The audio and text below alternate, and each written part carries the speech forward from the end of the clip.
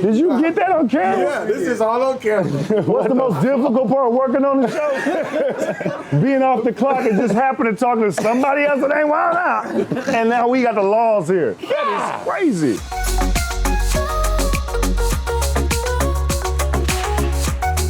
What's up, man? My name's Sidney Castillo. You can find me on any social media at Sidney is Funny, SYDNEY is Funny, Instagram, Twitter, Pornhub, whatever you look up, you'll find me on Sidney is Funny.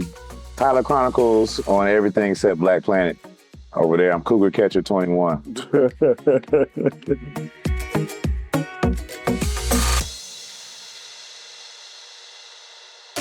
I was around doing like the incubation of Wildin' Out, like season 1, like just kind of learning from like my older big bros in comedy, and then just started working doing stand-up, and then knowing now, he hit me, the showrunner hit me and asked me that I want to come, consult on the show, and that was season 13, I believe, and then Tyler was already on the show. I had just met him, cool, and Tyler kind of showed me the ropes as far as that show, and so that kind of literally helped me out the first time I was there, because I was new to everybody, so everybody would just go to Tyler because it was comfortable, which I was loving. Because, at the end of the day, give the work to Tyler. I'll go do stand-up at night and get this check, and y'all can go run to Tyler. And then around season 16, they start believing in me. Yeah. Now they won't leave me alone. I need Sidney's joke. But yeah. Hey, for myself, I actually was trying to, I auditioned for the actual show a couple times, didn't make it, and this was before they came to Atlanta. They came to Atlanta, I hit the showrunner up and was willing to volunteer to write, consult, whatever I could on the show. He was like, yeah, we want to work with you anyway. So when I got there, did a few things while they were having the workshop, and they was like, shit, we're going to put you on the show. And kind of that's how it went. So that's how I'm a hybrid. Tyler is my, person at work where, I ask him every day a question. I've been doing the show with 8 seasons. We still do a game. I'm like, Tyler, what is that? And Tyler break it down. It's a song game. Okay, so no jokes for this one. No. Okay, bet. Yeah. Tyler know everything, how the games work, It's a hired hitter right here.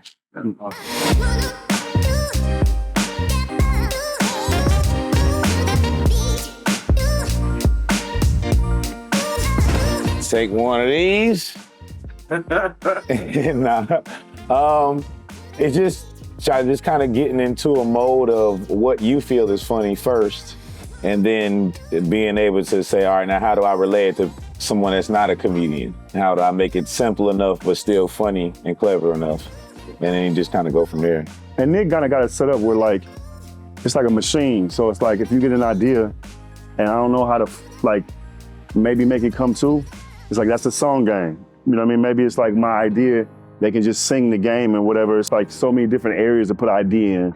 You know what I mean? We joke experts from stand-up. You know what I mean? So it's like the games that require just punchlines, it's like, that's what we do. So it's like, that's pretty easy, you know what I mean? So just creating out the box concepts, is just think of something crazy and then just put it in a format that already kind of exists. Especially for this show being on 21 seasons, it's a lot of things been said on the show, you know what I mean? So you gotta really, really get outside the box, like you said.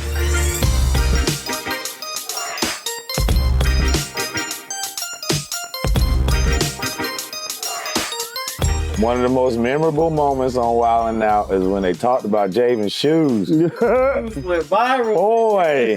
That come up on Google. Oh, I'm gonna tell you what nobody knows and nobody cares though. I had them same shoes on that same day. I had my last shots on. Man, now I'm just a little bigger, man. I got the same size shoe as him. His ankle to shoe hole ratio. His ankle to shoe hole ratio was hella Bobby's World. Full size foot. He got resting clown foot. That was super memorable, man. He was obviously a good sport about it. Came back and got some bars off. So it was. Everybody remembers that shit. That was fun. Yeah, no, it literally come up on Google. But one of the first questions was what size shoe does Javen? Just question. That's funny.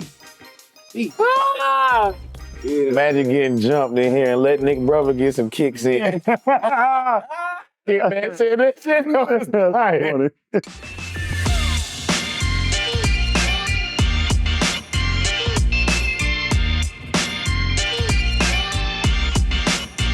it's like your sports. It's like two different skill sets, like a jump shot versus, a Euro step. It's just different things you have in your armor. So it's like writing, turn that too long. If you got to be in front of the camera, you turn that too long. Like him, so more often than me on this show. Like Tyler literally be writing, helping people. And then at night, hey, you on in the morning 3 shows. Yeah. You know what I mean? So it's like, you stay ready. You know what I mean? You ain't got to get ready. It's the true essence of that show. Because he does stand up already. You know what I mean? He already do improv. So he consulting, and then if he got to put in the game, it's like a player coach. You know what I mean? For sure, man. Yeah. It's like Jimmy Butler, Kyle Lowry interview. You know what I mean? It's really because of him that we succeed. You feel me? It's Jimmy on the show. I am Kyle Lowry. Also, as a stand-up, you incorporate improv, like when you're doing crowd work. Sydney's one of the best at it, doing crowd work, talking to people, hearing them say something and making something funny off of that immediately. Obviously, not knowing these people, never meeting them before. So that's part of it too. You can use that muscle in these games and on the show.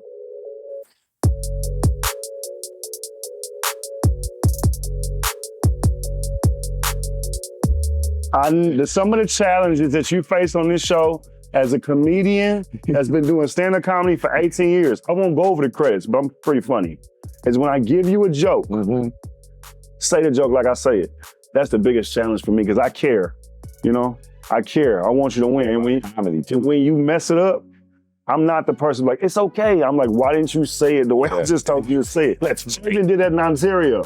I gave Javen a joke in Ontario, and he got nervous. And sometimes they get nervous. They start asking the people who got nervous, and he came back and go, it didn't work. I said, did you say it the way I told you to say it? I had to separate them. I said, it's okay. It's okay. Get your boy, Tyler. I'm gonna go check on the potatoes. Hold on. So some of the challenges kind of fall along the same lines is you're dealing with a lot of people that don't do stand-up or improv by nature. It's a lot of people that are social media comedians where you can cut and edit and do your stuff on your phone, but it's different for a live show. So getting them prepared for that, and then them just knowing timing. Obviously, jokes and comedy, everything is timing, and then getting them to get that down is probably the most difficult part. And it's like, you gotta have patience. The patience is difficult. The patience. It's like let's say an NBA player working with some dudes at the YMCA that have potential, and it's their first time playing basketball.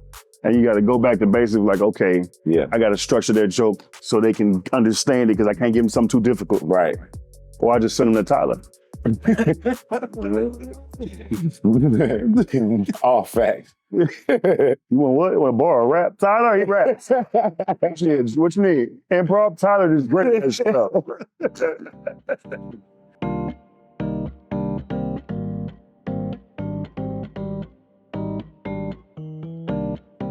I think the thing about, especially with Nick and collaborating with him on the show, he does a million things. You know what I mean? So he doesn't really have time to prepare like the rest of the cast does. So, sometimes he'll come up and he'll ask for like a suggestion or a joke for the game that's coming up. You give it to him.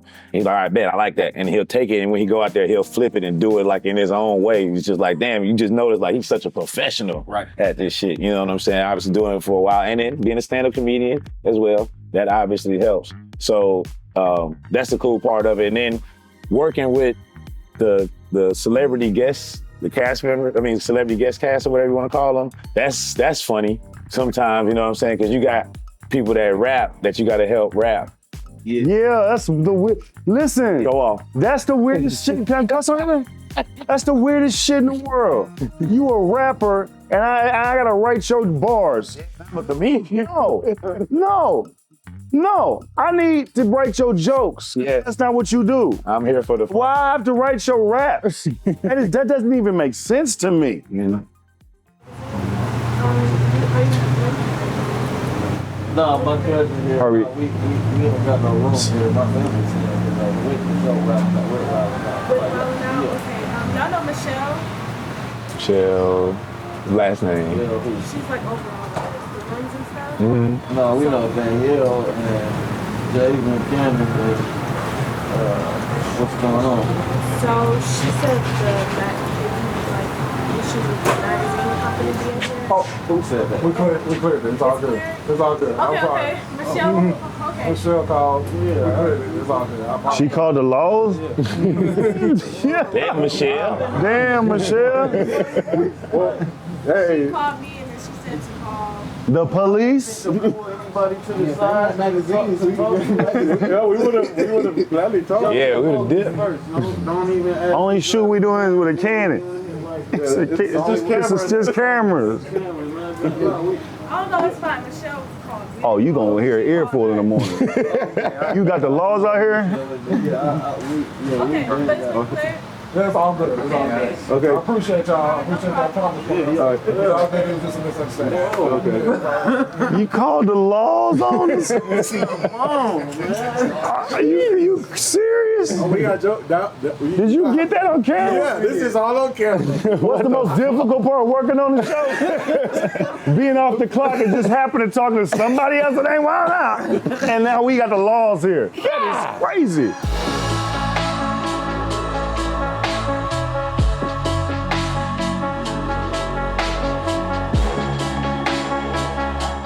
Use the truth. Stop trying to search for some funny shit versus, in my opinion, go for like what's real. Like I'm gonna make a joke about doing an interview and the law's coming out of nowhere. I'll probably make a joke about that. You feel me? But like I like the root and the truth because that's where you find like the richest shit. You know what I mean? Because everything has been touched on. You know what I mean? I didn't invent comedy. He didn't invent comedy. So over the years, a lot of shit been touched on. But our stories that we tell, you can't really fuck with because it really happened to me. Yeah, like the laws came. Heard there was an interview over here.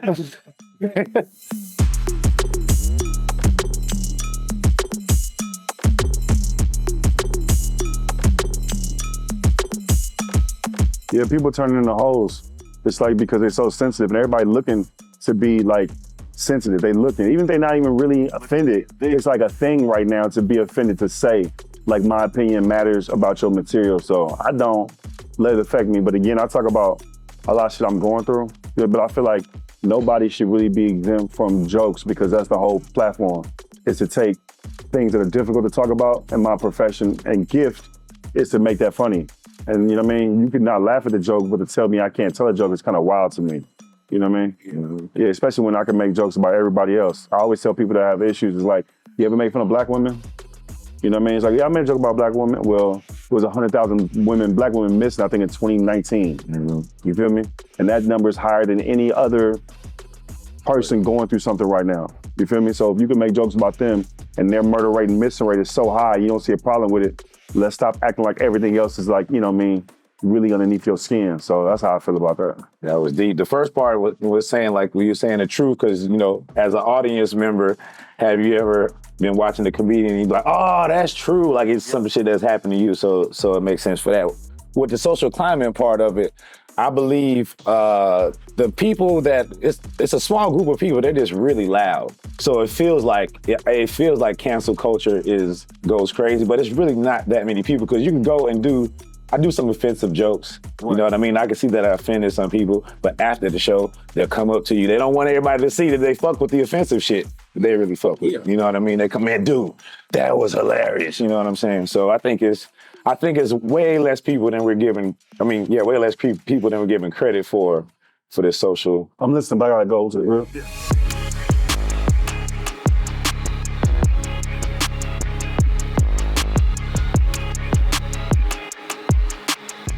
Kind of field I'd like to be a part of in comedy right now. I'm not sure if this one, I love this one, but if I had to go back to the big suit era, that big suit era was something, boy. I would like to put on a suit. Yeah, man. Fly big suit, 70s. No, Steve Harvey, Kings of Comedy, man. All them had on big suits. They just, Steve Harvey just had a collection. He like really had suits. Yeah. But everybody had them. That era was cool. You could pretty much, say what you want and be live and really, if you like just talking about black stuff, you can talk about black stuff and talk about white stuff, whatever you wanted to do. So that was probably the era I'd like to get in.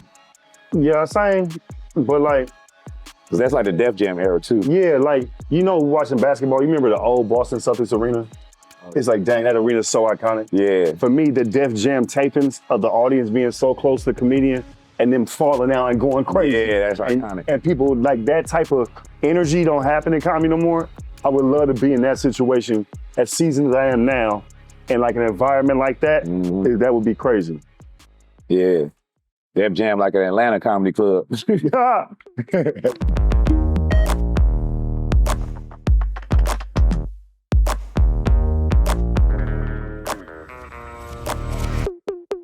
what we do to stay up to date with pop culture and current trends, just like everybody else, everything come through on your phone, you know what I mean? Reading, watching the news, watching sports, Sports Center on all day, so I'm gonna give you everything sports-wise. And then just as a comedian, everything you hear got potential to be funny and to be a joke. Oh, I stay up to date with content through social media, see news, CNN, you know what I mean, what people talking about. And look at the validity of it and see, you know what I mean?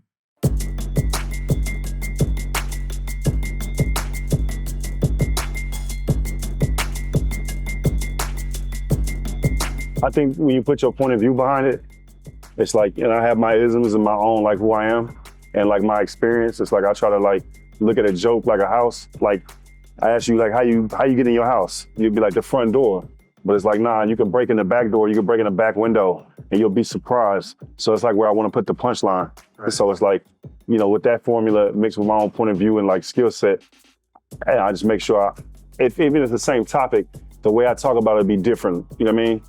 Jordan and Kobe are great, but they still different. You know what I mean? So it's like, yeah. So I think about jokes like an apartment. Like sometimes you got a gate code. Nigga, man. Fuck out of here.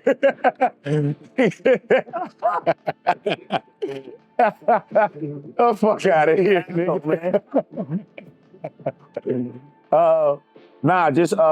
I just feel in general, I don't think the same way other people think. You know what I mean? Like, shit, I've had a bunch of my original jokes and I just started posting them recently that have become kind of popular memes. So I know, like. They be stealing is what he's saying. Yeah. Y'all young cats be stealing jokes and y'all make them as memes and y'all tag them for y'all followers. Whole time, I'm grilling and my stuff online. Right. He writing out here and all green, but it's shit online. Got raining on my computer.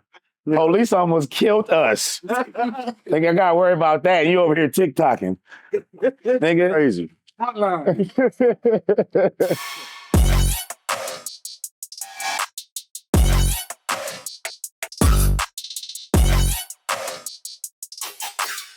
The importance of diversity in the writer's room.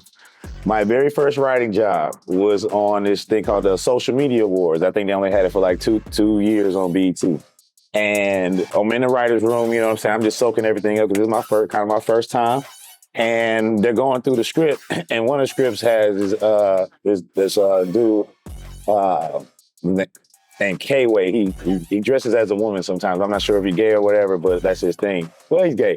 They were going to have him walking 3 black men on a leash into this thing. And they read that out, and it's a table this long, all full. I look up when they said that shit just to see what everybody said, because I'm not the only black person in here. You know what I'm saying? So it's like, all right, hey, real quick before y'all go on, we're not gonna do that, right?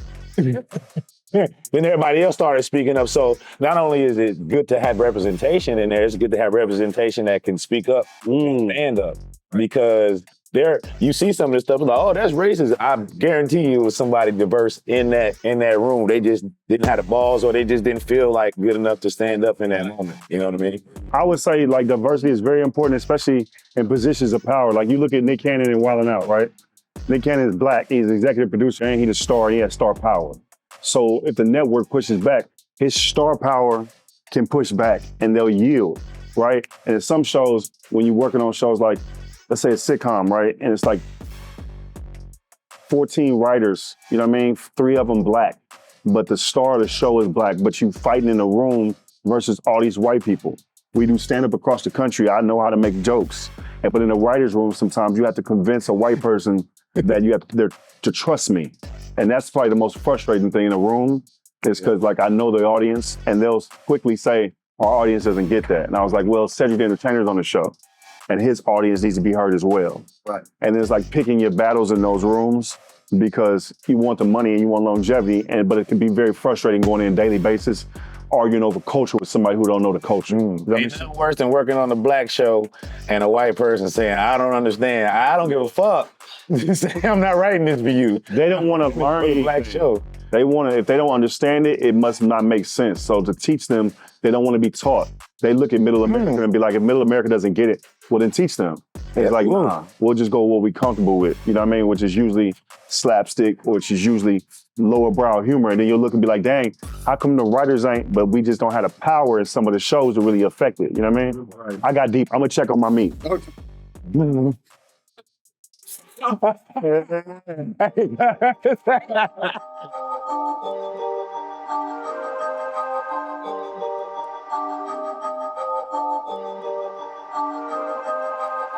How do you get this perspective when writing for a woman? I think with anybody writing, with male or female, you should talk to them and figure out their voice and know them first. You know what I mean? Because then you can kind of go from there. Now, if you just gotta blindly write for a female and you don't get to meet them or talk to them, I've done that several times, especially for like the award shows.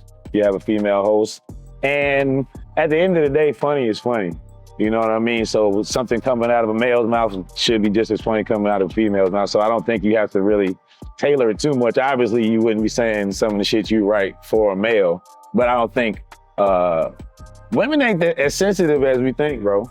You know what I'm saying? Especially, you know, women that are in entertainment. You see what I'm saying? Definitely, especially the black female comedians. So, you know, they can take it just as good as they can give it. You know what I mean?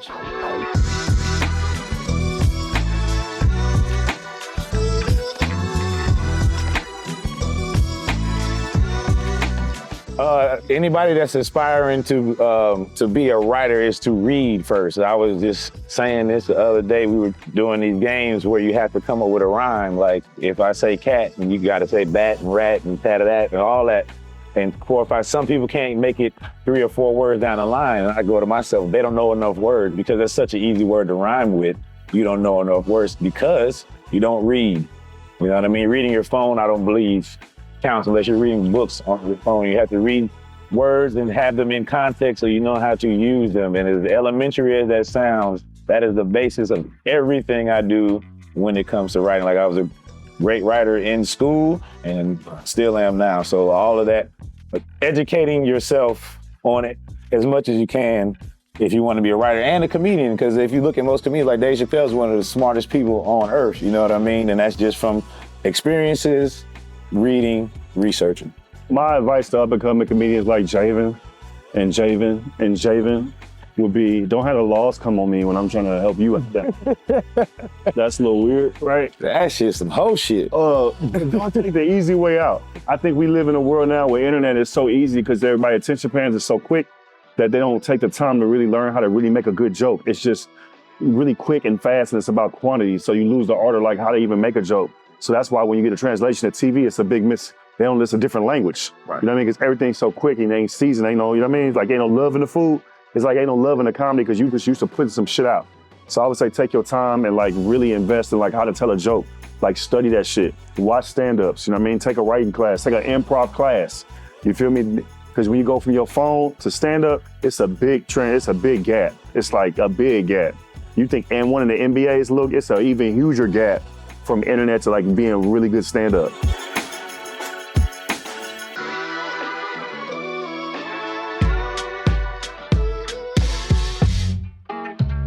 I would say when you're young, you get in your head like that. I think that's a bad, not to fault your question. I think a lot of times comedians be like, damn, it's an all white crowd.